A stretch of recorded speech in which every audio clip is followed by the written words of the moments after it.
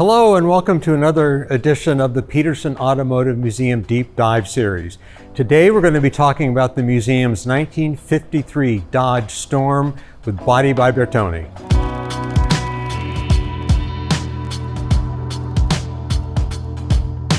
To put the Dodge Storm into perspective, you have to think a little bit about what the motoring landscape looked like in America during the 1950s, right after the war.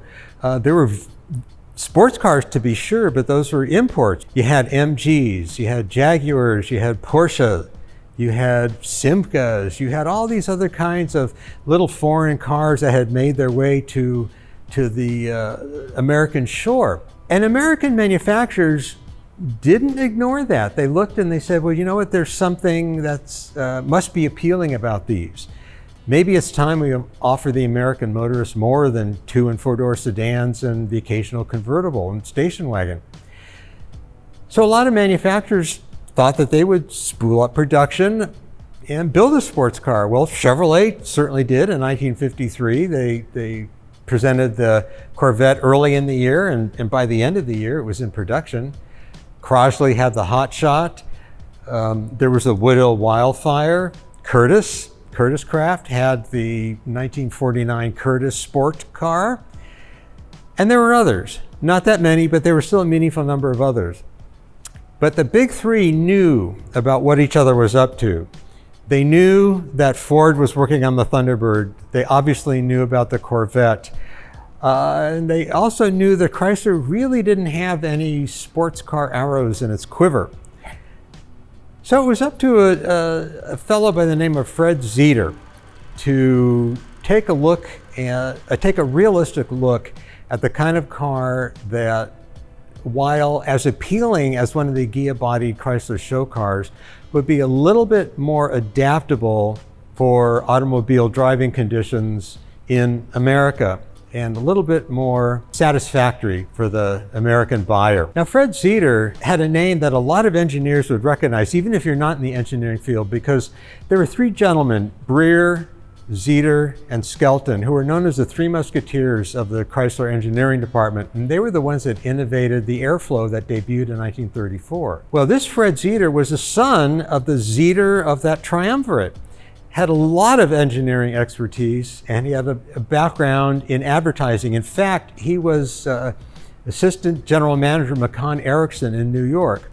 So he was the one that conceived this car. Mr. Zeder had a special chassis designed for it, and he also had the idea that it wouldn't be born with just one, but it would have two bodies when it left the factory, because the comfortable touring body that's on it now could theoretically be removed by unscrewing 4 bolts and a lightweight fiberglass body installed in its place. Well, we don't know if the fiberglass body was ever built, but we're sure glad that the touring body was. The Petersen Museum's Dodge Storm is a virtual case study in Italian coach building, with its long hood, its short deck, its fastback body type, which back then was still unusual. And the method of even opening the doors was kind of quirky. You push the button outside, the door would pop open because of springs. It had the requisite V8 American engine, had a little Dodge Hemi. But the one thing it didn't have was that extra fiberglass body. We don't know if that body was ever made, but we know that we don't have it. If it's out there somewhere, I'd sure like to hear about it. Fred Zeder was able to have this car shown officially only one time, and that was at the Turin Automobile Show in 1953.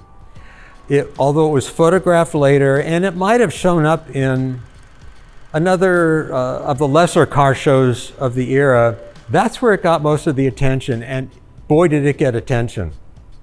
Originally, as it was originally constructed, it had domed wheel covers with slightly depressed centers, a little bit like the Loewe Studebakers of the same year. And it was painted a lighter shade of white, kind of a creamy metallic white with a black top. So you could kind of get an idea of how different it looked when it was first born. So picture this car being delivered to New York, and this executive from McCann Erickson taking delivery of it at the dock and then driving it to downtown New York, parking it right in front of the building. It was like it landed from the moon. It was so unfamiliar to people, and it caused such a stir, it caused such a crowd to gather around it, that the police actually asked Mr. Zeder to move his car because it was becoming an attractive nuisance. Well, he was, of course, obliged. He moved the car. And Chrysler briefly considered the idea of producing it, but apparently very, very briefly, because they ended up taking the car, and because Chrysler had spent a substantial amount of money on it, putting it in the back of a warehouse. A couple years later, Fred said, you know what, you guys aren't going to use the car. Let me have it. So by a chain of circumstances, Fred was able to acquire the car. He owned it for a time and then ended up donating it to a college that kept it for a while, but didn't really take care of it. So Fred got it back from the college, and he had to put a new engine in it because the engine, the little Dodge Hemi engine that it had in it originally was ruined by some circumstance at the college. So he put an overhead valve, we believe a wedge engine in it. But after all, an artist is allowed to change his own work. So why shouldn't he be able to put in the kind of engine that he wanted anyway? Why shouldn't he be able to change the hubcaps to Dodge hubcaps from the period? Why shouldn't he be able to change the color and change the dashboard to better suit his current desires and tastes? Mr. Zeder was kind enough that when he was thinking about what to do with the car long term, he thought about the Petersen Automotive Museum. And he called us and said, I've got this special Dodge. It's called a Zeder. Sometimes we call it a Dodge Storm or a Zeder Storm or the Dodge Zeder.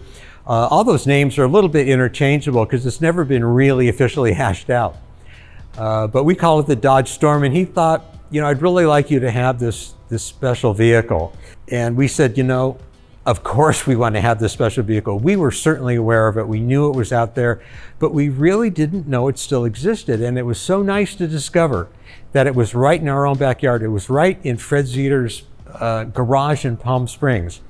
Well, I was fortunate enough to go on a ride with Fred in this car, and he proved to me beyond a shadow of a doubt that it was a serious performer, breaking it loose in the corners and laying substantial amounts of rubber on Palm Springs streets. No doubt that this car would have been a great contender racing. A little bit unrealistic to think that whoever owned such an example would have swapped out bodies, but we're so thrilled that it survives in its current form the way that Fred Zeder intended it to be, and we're proud to be the caretakers of the vehicle. We couldn't be more proud that Fred Zeder chose the Petersen Automotive Museum to care for and preserve his prized vehicle for all time.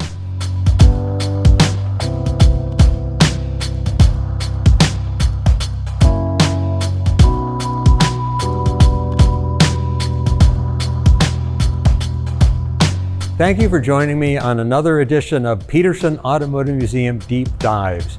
We'll see you next time.